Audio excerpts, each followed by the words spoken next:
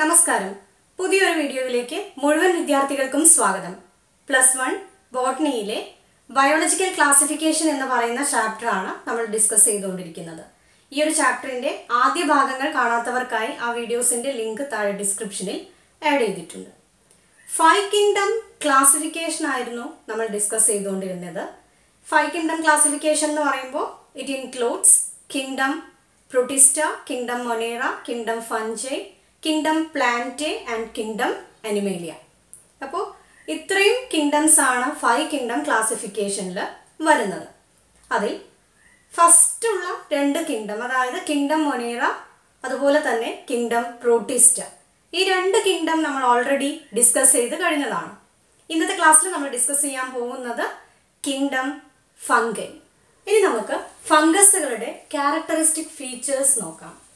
First point, they are multicellular or unicellular organisms. Fungus എന്ന് പറഞ്ഞിട്ടുണ്ടെങ്കിൽ പൂപ്പലാണ്. അതായത് ഫംഗസുകൾ എന്ന് പറഞ്ഞിട്ടുണ്ടെങ്കിൽ നമുക്കറിയാം ബ്രെഡ് അതുപോലെ തന്നെ ഓറഞ്ച് പോലെയുള്ള ഭക്ഷണ വസ്തുക്കളെല്ലാം നാശമായി കഴിഞ്ഞാൽ അതിന് മുകളിലായിട്ട് ചെറിയ ചെറിയ പൂപ്പലുകൾ നമ്മൾ കാണാറുണ്ട് അല്ലേ? ഇത്തരം ഓർഗാനിസംസ് ആണ് കിങ്ഡം ഫംഗൈയിൽ വരുന്നത്.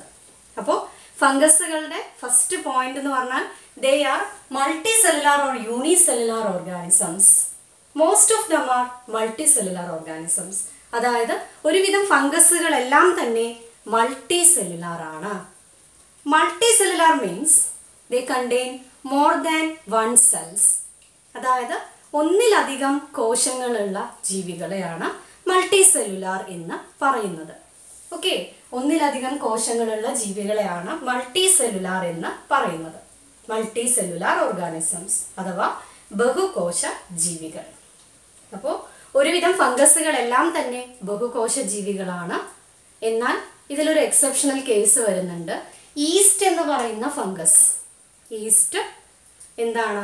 യൂണിസെല്ലുലാർ ആണ്. ഓക്കെ, ഈസ്റ്റിൽ ഒരേ ഒരു സെല്ല് മാത്രമാണ് ഉള്ളത്. Then next point, they are eukaryotes. eukaryotes എന്ന് പറഞ്ഞിട്ടുണ്ടെങ്കിൽ they contain a well defined nucleus. അതായത് നമുക്ക് പഠിക്കാനുള്ള 5 കിങ്ഡത്തിലും ഏറ്റവും ആദ്യം പറഞ്ഞ കിങ്ഡം മൊനേറ മാത്രമാണ് പ്രോകാരിയോട്സ്. പ്രോകാരിയോട്സ് എന്ന് പറഞ്ഞിട്ടുണ്ടെങ്കിൽ വെൽ ഡിഫൈൻഡ് ന്യൂക്ലിയസ് ആബ്സെൻ്റ് ആയിരിക്കും. അതായത് പ്രോകാരിയോട്സ് എന്ന് പറഞ്ഞാൽ ന്യൂക്ലിയസ് ആബ്സെൻ്റ് ആയിരിക്കും. ഓക്കെ, കിങ്ഡം മൊനേറയിൽ മാത്രമാണ് പ്രോകാരിയോട്ടിക് ആയിട്ടുള്ള സെല്ല് കാണുന്നത്.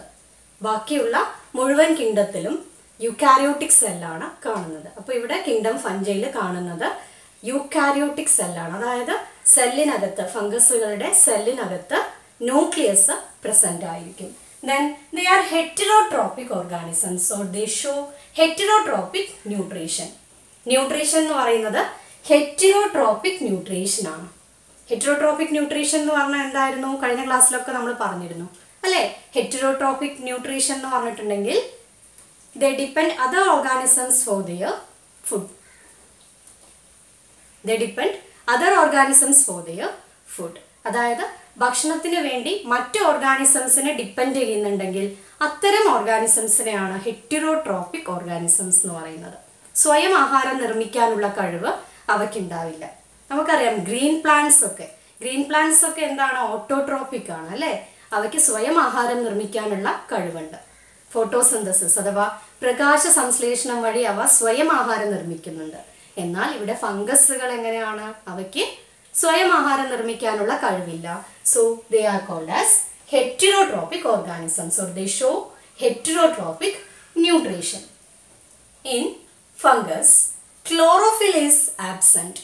അതായത് ഫംഗസുകളിൽ ക്ലോറോഫിൽ എന്ന് പറയുന്ന പിഗ്മെന്റ് ആബ്സെന്റ് ആണ്. അതുകൊണ്ട് തന്നെ അവയ്ക്ക് സ്വയം ആഹാരം ഉണ്ടാക്കാനുള്ള കഴിവ് ഇല്ല. Then they may be parasitic or saprophytic. അതായത് ഹെറ്ററോട്രോപിക് ന്യൂട്രീഷൻ ആണെന്ന് പറഞ്ഞു അല്ലേ? അതായത് ആഹാരത്തിന് വേണ്ടി മറ്റു ഓർഗാനിസംസിനെ ഡിപ്പെൻഡ് ചെയ്യുന്നു. 2 രീതിയിലുള്ള ഫംഗസുകൾ വരുന്നുണ്ട്. അതായത് ചില ഫംഗസുകൾ പാരസൈറ്റിക് ആയിരിക്കും, എന്നാൽ ചില ഫംഗസുകൾ സാപ്രോഫൈറ്റിക് ആയിരിക്കും. പാരസൈറ്റിക് എന്ന് പറഞ്ഞിട്ടുണ്ടെങ്കിൽ they depend living organisms for their food. അതായത് ഇത്തരം ഫംഗസുകൾ, പാരസൈറ്റിക് ആയിട്ടുള്ള ഫംഗസുകൾ എന്ന് പറഞ്ഞിട്ടുണ്ടെങ്കിൽ ജീവനുള്ള മറ്റ് പ്ലാന്റ്സ് അല്ലെങ്കിൽ ആനിമൽസോ ആയിക്കോട്ടെ, ജീവനുള്ള പ്ലാന്റ്സിൻ്റെയോ അല്ലെങ്കിൽ ആനിമൽസിൻ്റെയോ ശരീരത്തിൽ കയറി അതിലൊരു പാരസൈറ്റായി നിന്നുകൊണ്ട് ആ ഓർഗാനിസംസിൻ്റെ ശരീരത്തിൽ നിന്നും ന്യൂട്രീഷൻ വലിച്ചെടുത്താണ് ഇവ ജീവിക്കുക, പാരസൈറ്റിക് ഫംഗസുകൾ. ഓക്കെ, അതായത് ലിവിങ് പ്ലാന്റ്സോ അല്ലെങ്കിൽ ആനിമൽസോ, ജീവനുള്ള പ്ലാന്റ്സിൻ്റെയോ ആനിമൽസിൻ്റെയോ ശരീരത്തിലേക്ക് എൻ്റർ ചെയ്തിട്ട് അതിൽ നിന്നും ന്യൂട്രീഷൻ സ്വീകരിക്കുക അല്ലെങ്കിൽ അവയുടെ ശരീരത്തിൽ നിന്നും ന്യൂട്രീഷൻ വലിച്ചെടുത്താണ് ഇത്തരം പാരസൈറ്റിക് ഫംഗസുകൾ ജീവിക്കുന്നത്. അതിനൊരു എക്സാമ്പിളാണ് പക്സീനിയ. പക്സീനിയ എന്ന് പറയും, അതൊന്ന് പഠിക്കണം. പക്സീനിയ എന്ന് പറഞ്ഞിട്ടുണ്ടെങ്കിൽ they cause wheat rust. They cause wheat rust, important ആണ്. Okay, Puccinia cause wheat rust. അതായത് വീറ്റ് എന്ന് പറഞ്ഞാൽ അറിയില്ലേ, അപ്പോൾ വീറ്റ് റസ്റ്റ് ഉണ്ടാക്കാൻ കാരണമാകുന്ന ഫംഗസുകളാണ് അഥവാ പൂപ്പലുകളാണ് പക്സീനിയ. ഓക്കെ, ഒരു പാരസൈറ്റിക് ആയിട്ടുള്ള ഒരു ഫംഗസ് ആണ്. ദെൻ നെക്സ്റ്റ് പറയുന്നത് സാപ്രോഫൈറ്റിക് ഫംഗസുകളെ കുറിച്ചാണ്. അതായത് ചില ഫംഗസുകൾ സാപ്രോഫൈറ്റിക് ആയിരിക്കും. സാപ്രോഫൈറ്റിക് എന്ന് പറഞ്ഞിട്ടുണ്ടെങ്കിൽ എന്തായിരുന്നു, മറ്റ് ഡീക്കേയിങ് ആയിട്ടുള്ള, അതായത് ഡെഡ് ഡീക്കേയിങ് ഓർഗാനിക് മാറ്റേഴ്സിൽ നിന്നും ന്യൂട്രീഷൻ അബ്സോർബ് ചെയ്യുക. ഓക്കെ, അതായത് ജീർണിച്ചുകൊണ്ടിരിക്കുന്ന വസ്തുക്കളിൽ നിന്നും ആഹാരം സ്വീകരിക്കുക. അത്തരം ഫംഗസുകൾ നമുക്ക് സാപ്രോഫൈറ്റിക് ഫംഗസുകൾ എന്ന് പറയാം. കേട് വന്നുകൊണ്ടിരിക്കുന്ന ഓർഗാനിക് മാറ്റേഴ്സിൽ നിന്നും ഭക്ഷണം സ്വീകരിക്കുക. അതായത് ഡീക്കേയിങ് ട്വിഗ്സ്, ലീവ്സ്, അതിൽ നിന്നൊക്കെ ഭക്ഷണം സ്വീകരിക്കുന്ന ഫംഗസുകളുണ്ട്. അവയെ നമുക്ക് സാപ്രോഫൈറ്റിക് ഫംഗസുകൾ എന്ന് പറയാം. ഓക്കെ, ദെൻ പാരസൈറ്റിക് ഫംഗസിന് എക്സാമ്പിൾ നമ്മൾ പറഞ്ഞു, പക്സീനിയ. ദേ കോസ് വീറ്റ് റസ്റ്റ്, അതായത് വീറ്റിനുണ്ടാക്കുന്ന ഒരു ഡിസീസാണ്, വീറ്റ് റസ്റ്റ് ഉണ്ടാക്കുന്നു. Then bread mould.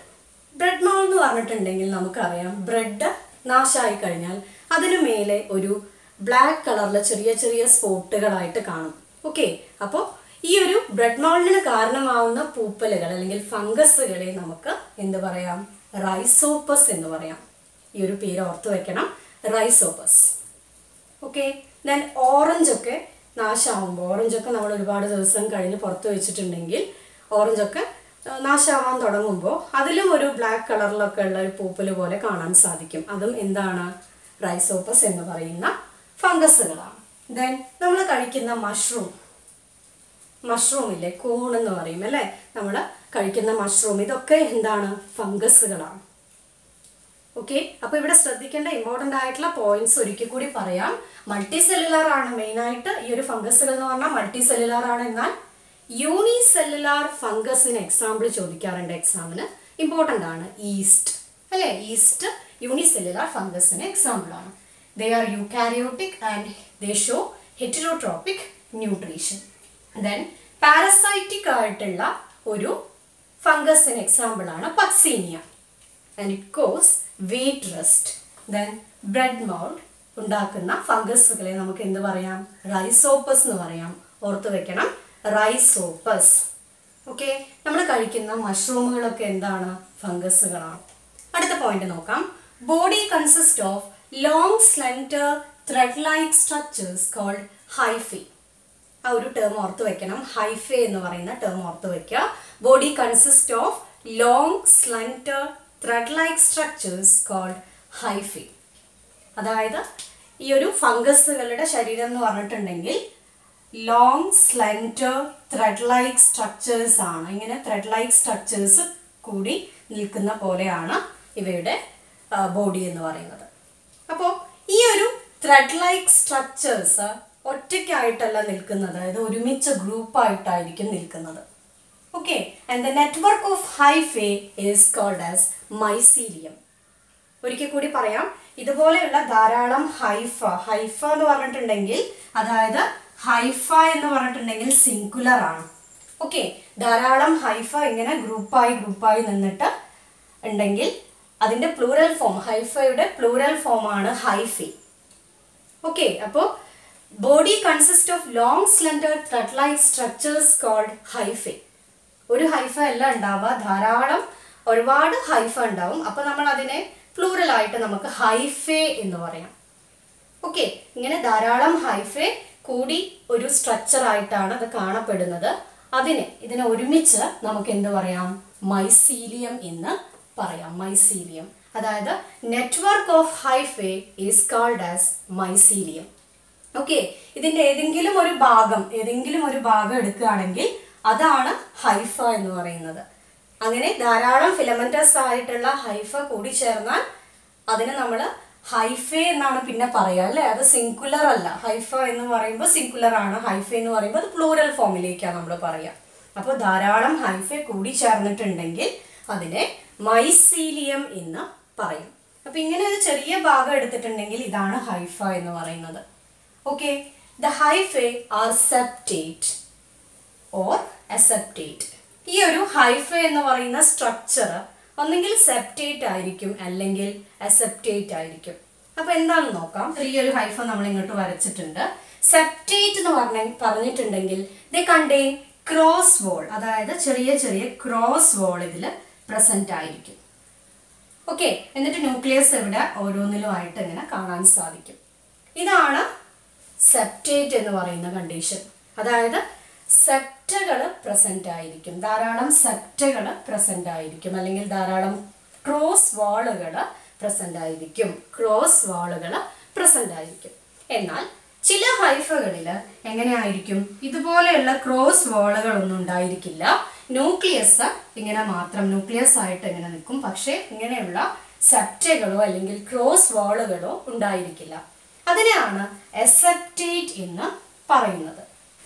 They are multinucleated organisms. Multinucleated organisms എന്ന് പറഞ്ഞിട്ടുണ്ടെങ്കിൽ ഒന്നിലധികം ന്യൂക്ലിയസ് ഉള്ള ഓർഗാനിസംസ് ആണ്. അപ്പോൾ ഇതിലൊരു എക്സെപ്ഷണൽ കേസ് ഉണ്ടായിരുന്നു. ഏതായിരുന്നു? ഈസ്റ്റ്, അല്ലേ? നമ്മൾ ആദ്യം പറഞ്ഞു ഈസ്റ്റ് എന്ന് പറഞ്ഞിട്ടുണ്ടെങ്കിൽ യൂണിസെല്ലുലാർ ആണ്, ഒരു സെല്ലേ ഉള്ളൂ. അതുപോലെ തന്നെ ഒരു ന്യൂക്ലിയസേ അതിനകത്തുള്ളൂ. എന്നാൽ ബാക്കി വരുന്ന എല്ലാ ഫംഗസുകളും മൾട്ടി ന്യൂക്ലിയേറ്റഡ് ആണ്. മൾട്ടി ന്യൂക്ലിയേറ്റഡ് എന്ന് പറഞ്ഞിട്ടുണ്ടെങ്കിൽ ധാരാളം ന്യൂക്ലിയസ് പ്രസന്റ് ആണ്. അപ്പോൾ നമ്മൾ നേരത്തെ പറഞ്ഞു അസെപ്റ്റേറ്റ് എന്ന് പറഞ്ഞിട്ടുണ്ടെങ്കിൽ ആ ഒരു കണ്ടീഷനിൽ ക്രോസ് വാൾ ഉണ്ടാവില്ല, അല്ലേ? അതായത് സെപ്റ്റകൾ ഉണ്ടാവില്ല. ഇങ്ങനെ ആയിരിക്കും കാണുന്നത്. അതായത് ന്യൂക്ലിയസ് ഈ ഒരു രീതിയിലായിരിക്കും അറേഞ്ച് ചെയ്തിട്ടുണ്ടാവുക. അപ്പോൾ ഇതിനെയാണ് ഇങ്ങനെ ഈ ഒരു രീതിയിൽ ന്യൂക്ലിയസ് അറേഞ്ച് ചെയ്തിട്ടുണ്ട്, അതിനെയാണ് സീനോസൈറ്റിക് എന്ന് പറയുന്നത്. സീനോസൈറ്റിക് കണ്ടീഷൻ എന്ന് പറയുന്നത്. ആ ഒരു ടേം പഠിക്കണം, coenocytic condition. Then cell wall is composed of chitin and polysaccharides. Chitin അതുപോലെ തന്നെ പോളിസാക്കറൈഡ്സ്, ഈ രണ്ട് സബ്സ്റ്റൻസുകൾ കൊണ്ടാണ് സെൽ വാൾ അഥവാ കോശഭിത്തി നിർമ്മിച്ചിട്ടുള്ളത്. They are decomposers. ഡീകമ്പോസേഴ്സ് ആണ്. ഡീകമ്പോസേഴ്സ് എന്ന് പറഞ്ഞാൽ എന്താ? വേസ്റ്റ് മെറ്റീരിയൽസിനെയൊക്കെ ഡീകമ്പോസ് ചെയ്യാൻ സഹായിക്കുന്ന ഓർഗാനിസംസ് ആണ്. ഓക്കെ, ഫംഗസ് എന്ന് പറഞ്ഞിട്ടുണ്ടെങ്കിൽ they are decomposers. Uses of fungus. ഫംഗസുകളുടെ ഉപയോഗങ്ങളാണ് അടുത്തതായിട്ട് പറയുന്നത്. അതൊരു പോയിന്റ് ആയിട്ട് തന്നെ നമുക്ക് പഠിക്കാം. It is used in brewing industries. Brewing industries എന്ന് പറഞ്ഞിട്ടുണ്ടെങ്കിൽ ബിയർ ഒക്കെ ഉണ്ടാക്കുന്ന ഇൻഡസ്ട്രീസ് ആണ്. Okay, it is used in brewing industries. Then it is used in baking. അതായത് ബേക്കിങ്ങിന് വേണ്ടിയിട്ട് ഉപയോഗിക്കാറുണ്ട്. ഫുഡ് പ്രിപ്പറേഷനിലൊക്കെ ബേക്ക് ചെയ്യാനായിട്ട് ഈ ഒരു ഫംഗസുകൾ ഉപയോഗിക്കാറുണ്ട്. അതിൽ കോമൺ ആയിട്ട് ഉപയോഗിക്കുന്ന ഒരു ഫംഗസ് ആണ് ഈസ്റ്റ്. അപ്പോൾ ഈസ്റ്റ് ചെയ്യുന്നത് ശരിക്കും ഫെർമെൻറ്റേഷൻ ആണ്. അതായത് ബേക്കിങ്ങിൽ ഉപയോഗിക്കുന്ന ആ ഈസ്റ്റ് ചെയ്യുന്നത് ഫെർമെൻറ്റ് ചെയ്യാണ്, ആ ഒരു ഫുഡിനെ ഫെർമെൻറ്റ് ചെയ്യാണ്. ഓക്കെ, ഫെർമെൻറ്റേഷൻ എന്ന് പറഞ്ഞിട്ടുണ്ടെങ്കിൽ the process of conversion of carbohydrates into alcohol or organic acid. അതായത് കാർബോഹൈഡ്രേറ്റ്സിനെ ആൽക്കഹോളോ ഓർഗാനിക് ആസിഡോ ആക്കി മാറ്റുന്നതിനെയാണ് ഫെർമെൻറ്റേഷൻ എന്ന് പറയുന്നത്. നമുക്കറിയാം, വീട്ടിലൊക്കെ ആണെങ്കിൽ ചിലരൊക്കെ ഈ ഒരു ഇഡ്ഡലി ദോശ മാവിൽ അതിനെ ഫെർമെൻറ്റ് ചെയ്യിക്കുക അല്ലെങ്കിൽ അതിനൊന്ന് പുളിപ്പിക്കാനായിട്ട് എന്ത് ചെയ്യാറുണ്ട്? ഈസ്റ്റ് ആഡ് ചെയ്യാറുണ്ട്. ഓക്കെ, അപ്പം ഈ ഈസ്റ്റ് ചെയ്യുന്നത് ഫെർമെൻറ്റേഷൻ ആണ്. അതായത് കാർബോഹൈഡ്രേറ്റ്സിനെ എന്താക്കി മാറ്റുന്നു? ആൽക്കഹോളോ ഓർഗാനിക് ആസിഡ്സോ ആക്കി മാറ്റുന്നു. ഓക്കെ, ആൽക്കഹോളോ ഓർഗാനിക് ആസിഡോ ആക്കി മാറ്റുകയാണ് അവിടെ ഈസ്റ്റ് ചെയ്യുന്നത്. ആ ഒരു പ്രോസസ്സിനെ, the process of conversion of carbohydrates into alcohol or organic acid is called fermentation. Okay, അതായത് ബേക്ക് ചെയ്യാനായിട്ട് ഫുഡിൻ്റെ പ്രിപ്പറേഷനിൽ പലതരത്തിലുള്ള ഫുഡിൻ്റെ പ്രിപ്പറേഷനിൽ ബേക്ക് ചെയ്യാനായിട്ട് ഈസ്റ്റ് എന്ന് പറയുന്ന ഫംഗസിനെ ഉപയോഗിക്കാറുണ്ട്. അവിടെ ചെയ്യുന്നത് ഫെർമെൻറ്റേഷൻ എന്ന് പറയുന്ന പ്രോസസ്സാണ്. ഈ ഈസ്റ്റ് അല്ലെങ്കിൽ ഈ ഒരു മൈക്രോ ഓർഗാനിസം അവിടെ ചെയ്യുന്നത് ഫെർമെൻറ്റേഷൻ എന്ന് പറയുന്ന പ്രോസസ്സാണ്. ഓക്കെ, ഫെർമെൻറ്റേഷൻ എന്ന് പറഞ്ഞിട്ടുണ്ടെങ്കിൽ ആ ഭക്ഷണത്തിൽ അടങ്ങിയിട്ടുള്ള കാർബോഹൈഡ്രേറ്റ്സിനെ ആൽക്കഹോൾ അതുപോലെ തന്നെ ഓർഗാനിക് ആസിഡ്സുമാക്കി കൺവേർട്ട് ചെയ്യുന്നു. അതിൻ്റെ ഫലമായിട്ടാണ് അത് ഫെർമെൻറ്റ് ചെയ്ത് പുളിപ്പ് വരുന്നത്, അല്ലേ? ഒരു പഫി ആയിട്ടുള്ള അപ്പിയറൻസും ഉണ്ടാവുന്നത്. Then it is used in antibiotics, അല്ലേ? ആൻറ്റിബയോട്ടിക്സ് നമുക്കറിയാം, ഏറ്റവും ആദ്യം ഡിസ്കവർ ചെയ്ത ആൻറ്റിബയോട്ടിക് ആണ് ഏത്? പെനിസിലിൻ. പെനിസിലിൻ ഉണ്ടായിട്ടുള്ളത് പെനിസിലിയം നൊട്ടേറ്റം എന്ന് പറയുന്ന ഫംഗസിൽ നിന്നാണ്. ഓക്കെ, അപ്പോൾ അതൊന്ന് പഠിക്കണം. പെനിസിലിൻ എന്ന് പറയുന്ന ആൻറ്റിബയോട്ടിക് അത് ഫോം ചെയ്തിട്ടുള്ളത് പെനിസിലിയം നൊട്ടേറ്റം എന്ന് പറയുന്ന ഫംഗസിൽ നിന്നാണ്. ദെൻ ഇറ്റ് ഈസ് എഡിബിൾ, അതായത് ചില ഫംഗസുകളെല്ലാം എഡിബിൾ ആണ്, ഭക്ഷ്യയോഗ്യമാണ്. അതായത് മഷ്റൂം ഒക്കെ ഇല്ലേ, കൂണൊക്കെ നമ്മൾ കഴിക്കാറുണ്ട്. അത് എന്തിലാണ് വരുന്നത്? ഫംഗസിലാണ് അവ വരുന്നത്, ഫംഗസിലാണ് അവ ഉൾപ്പെടുന്നത്. ദെൻ കൂണിന് അല്ലെങ്കിൽ മഷ്റൂമിന് പറയുന്ന പേരാണ് അഗാരിക്കസ്. ഓക്കെ, അഗാരിക്കസ് എന്ന് പറഞ്ഞാൽ മഷ്റൂം തന്നെയാണ്. Next is harmful effects of fungus. ഫംഗസിന് ഉപയോഗങ്ങൾ മാത്രമല്ല, ചില ഹാംഫുൾ എഫക്ട്സ് കൂടി ഉണ്ട്.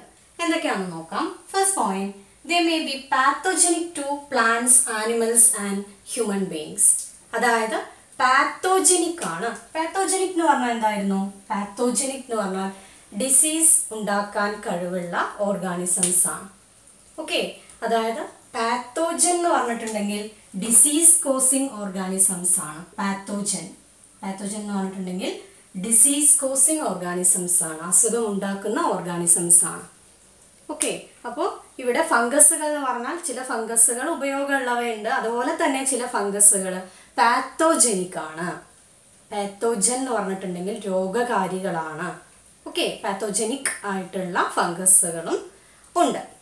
അത് മനുഷ്യന് മാത്രമല്ല, മൃഗങ്ങൾക്കും അതുപോലെ തന്നെ പ്ലാന്റ്സിനും എല്ലാം തന്നെ പലതരത്തിലുള്ള അസുഖങ്ങളും ഇവ ഉണ്ടാക്കുന്നുണ്ട്. Then the fungus cause food poisoning. അതായത് പല ഫംഗസുകളും ഫുഡ് പോയ്സണിങ് ഉണ്ടാക്കാറുണ്ട്. ഓക്കെ, ഫുഡ് പോയ്സണിങ്ങിന് കാരണമാവാറുണ്ട്. ഇനി ഇവിടെ പഠിക്കേണ്ട മറ്റൊരു ടേമാണ് മൈക്കോളജി. മൈക്കോളജി, അപ്പോൾ ഹാർംഫുൾ എഫക്ട്സ് കഴിഞ്ഞു. ഇവിടെ ഒരു ടേം പഠിക്കണം, മൈക്കോളജി. എന്താണ് മൈക്കോളജി നോക്കാം. The branch of science which deals with the study of fungus. അതായത് ഫംഗസുകളെ കുറിച്ച് പഠിക്കാനുള്ള ഒരു പഠനശാഖയാണ് മൈക്കോളജി. അത് ഓർത്ത് വെക്കണം, ഇമ്പോർട്ടൻ്റ് ആണ്. മൈക്കോളജി എന്ന് പറഞ്ഞിട്ടുണ്ടെങ്കിൽ it is A branch of science which deals with the study of fungus. Next is lichens. എന്താണ് ലൈക്കൻസ് എന്ന് നോക്കാം. It is a symbiotic association between algae and fungi. It is a symbiotic association between algae and fungi. അതായത് ആൽഗകളും ഫംഗസുകളും ഉണ്ട്, അല്ലേ? അതിൽ ആൽഗയും ഫംഗയും കൂടി ചേർന്നിട്ടുള്ള ഒരു അസോസിയേഷൻ ഉണ്ട്, ഒരു സിംബയോട്ടിക് അസോസിയേഷൻ ആണ്. സിംബയോട്ടിക് അസോസിയേഷൻ എന്ന് പറഞ്ഞിട്ടുണ്ടെങ്കിൽ ഒരു മ്യൂച്വൽ റിലേഷൻഷിപ്പ് ആണ്. ഇവ കൂടി ചേർന്ന് നിൽക്കുമ്പോൾ രണ്ടുപേർക്കും യൂസ്ഫുൾ ആയിരിക്കും. ഓക്കെ, അതായത് ആൽഗയ്ക്കും ആ ഒരു മ്യൂച്വൽ ആയിട്ടുള്ള ആ ഒരു റിലേഷൻഷിപ്പ് അല്ലെങ്കിൽ ആ ഒരു അസോസിയേഷൻ കൊണ്ട് യൂസസ് ഉണ്ട്, അതുപോലെ തന്നെ ഫംഗസുകൾക്കും അതിൻ്റെ ഉപയോഗമുണ്ട്. അപ്പോൾ രണ്ട് ഓർഗാനിസംസിനും ഒരുപോലെ ഉപയോഗം ഉണ്ടെങ്കിൽ അതിനെ നമ്മൾ സിംബയോട്ടിക് അസോസിയേഷൻ എന്നാണ് പറയുക, അഥവാ മ്യൂച്വൽ അസോസിയേഷൻ എന്ന് പറയും. ഓക്കെ, അതായത് ഈ ഒരു അസോസിയേഷൻ ലൈക്കൺ എന്ന് പറഞ്ഞിട്ടുണ്ടെങ്കിൽ ആൽഗയും ഫംഗയും കൂടി ചേർന്ന് നിൽക്കുക. ആൽഗകളും ഫംഗസുകളും ഒക്കെ കേട്ടിട്ടില്ലേ നിങ്ങൾ? അതിൽ ആൽഗയും ഫംഗയും കൂടി ചേർന്ന് ഒരുമിച്ച് നിൽക്കുന്ന ആ ഒരു അസോസിയേഷനെയാണ് സിംബയോട്ടിക് അസോസിയേഷൻ അഥവാ മ്യൂച്വൽ അസോസിയേഷൻ എന്ന് പറയുന്നത്. ഓക്കെ, അപ്പോൾ പാരസൈറ്റിക് അസോസിയേഷൻ ഉണ്ട്, അല്ലേ? അത് നമുക്ക് ആ പേരിൽ തന്നെ ഉണ്ട്. ഒന്നിന് ഗുണവും ഒന്നിന് ദോഷമായിരിക്കും. എന്നാൽ ഇവിടെ വരുന്നത് സിംബയോട്ടിക് അസോസിയേഷൻ ആണ്. സിംബയോട്ടിക് അസോസിയേഷൻ എന്ന് പറഞ്ഞിട്ടുണ്ടെങ്കിൽ ഒരിക്കൽ കൂടി പറയാം, സിംബയോട്ടിക് ആയിട്ടുള്ള അസോസിയേഷൻ എന്ന് പറഞ്ഞിട്ടുണ്ടെങ്കിൽ രണ്ടു പേർക്കും ഉപയോഗമായിരിക്കും, ദോഷമില്ല, ഉപയോഗമായിരിക്കും. ഓക്കെ, രണ്ടുപേർക്കും അതിൻ്റെ യൂസ് ഉണ്ടായിരിക്കും. അങ്ങനെ ഒരുമിച്ച് നിൽക്കുന്നത് കൊണ്ട് രണ്ടുപേർക്കും യൂസ് ഉണ്ടായിരിക്കും. ദെൻ ഇതിലുള്ള ആൽഗൽ പാർട്ടിനെ, അതായത് ലൈക്കൺ എന്ന് പറഞ്ഞിട്ടുണ്ടെങ്കിൽ ആൽഗയും ഫംഗയും കൂടി ചേർന്നതാണ്. ഇതിലുള്ള ആൽഗൽ പാർട്ടിനെ ഫൈക്കോബയോണ്ട് എന്ന് പറയും. ഇമ്പോർട്ടൻ്റ് ആണ്, ഓർത്ത് വെക്കണം. ഇതിലുള്ള ആൽഗൽ പാർട്ടിനെ ഫൈക്കോബയോണ്ട് എന്ന് പറയും. ദെൻ ഫംഗൽ പാർട്ടിനെ എന്ത് പറയും? ഫംഗൽ പാർട്ടിനെ മൈക്കോബയോണ്ട് എന്ന് പറയും. മാറിപ്പോകരുത്. അപ്പോൾ ഒന്ന് ശ്രദ്ധിച്ച് പഠിച്ചാൽ അത് മാറില്ല. കാരണം നമ്മൾ നേരത്തെ പറഞ്ഞിരുന്നു മൈക്കോളജി എന്ന് ഓർത്താൽ മതി അല്ലേ. Mycology, branch of science which deals with the study of fungus, അതാണല്ലോ മൈക്കോളജി. അപ്പോൾ മൈക്കോ എന്ന് പറയുമ്പോൾ, മൈക്കോളജി പറയുമ്പോൾ ഫംഗസ് എന്ന് ഓർക്കുക. Okay, then branch of science which deals with the study of algae is called as phycology. Okay, phycology എന്ന് പറഞ്ഞിട്ടുണ്ടെങ്കിൽ ആൽഗകളെ കുറിച്ചുള്ള പഠനശാഖയാണ് ഫൈക്കോളജി. അപ്പോൾ ഓർത്ത് വെക്കുക, മൈക്കോളജി എന്ന് പറഞ്ഞിട്ടുണ്ടെങ്കിൽ ഫംഗസുകളെ കുറിച്ചുള്ള പഠനശാഖയാണ്. ഫൈക്കോളജി എന്ന് പറഞ്ഞിട്ടുണ്ടെങ്കിൽ ആൽഗകളെ കുറിച്ചുള്ള പഠനശാഖയാണ്. ഓക്കെ, അപ്പോൾ ഇതൊന്ന് ഓർത്ത് വെക്കുക. ഈ ഒരു അസോസിയേഷനിൽ ആൽഗൽ പാർട്ടിനെ ഫൈക്കോബയോണ്ട് എന്ന് പറയും, അതുപോലെ തന്നെ ഫംഗൽ പാർട്ടിനെ മൈക്കോബയോണ്ട് എന്നും പറയും. അപ്പോൾ ലൈക്കൻ എന്താന്ന് നമ്മൾ പറഞ്ഞു, symbiotic association between algae and fungus അല്ലേ. ഇതിൽ നമുക്കറിയാം ഫംഗസുകൾക്ക് ആഹാരം നിർമ്മിക്കാനുള്ള കപ്പാസിറ്റി ഇല്ല.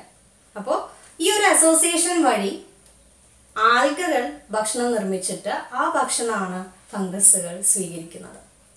ഓക്കെ, ദെൻ മൈക്കോറൈസ എന്ന് പറഞ്ഞിട്ടുണ്ടെങ്കിൽ ഇതുപോലെ തന്നെയുള്ള ഒരു അസോസിയേഷനാണ്. It is between fungus and root of higher plants.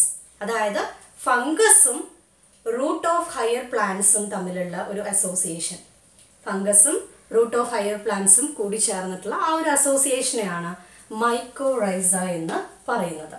Important ആണ്. ലൈക്കനും മൈക്കോറൈസയും ഒരുപാട് തവണ റിപ്പീറ്റ് ചെയ്ത് ചോദിച്ചിട്ടുള്ള ക്വസ്റ്റ്യൻ ആണ്. ഇതിൻ്റെ ബാക്കി കാര്യങ്ങൾ നമ്മൾ ഈ ഒരു ചാപ്റ്ററിൽ തന്നെ ഡീറ്റെയിൽ ആയിട്ട് നമുക്ക് പഠിക്കാനുണ്ട്. അപ്പോൾ ഒന്ന് ഓർത്ത് വയ്ക്കുക, മാറിപ്പോവാതെ പഠിക്കുക. ലൈക്കൺ എന്ന് പറഞ്ഞിട്ടുണ്ടെങ്കിൽ symbiotic association between algae and fungus. Then mycorrhiza എന്ന് പറഞ്ഞിട്ടുണ്ടെങ്കിൽ association between fungus and root of higher plants.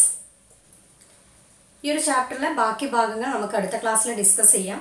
Channel ഇതുവരെ സബ്സ്ക്രൈബ് ചെയ്തിട്ടില്ലെങ്കിൽ താഴെയുള്ള സബ്സ്ക്രൈബ് ബട്ടൺ ഒന്ന് ക്ലിക്ക് ചെയ്ത് ചാനൽ ഒന്ന് സബ്സ്ക്രൈബ് ചെയ്യുക. Thank you all for watching this video.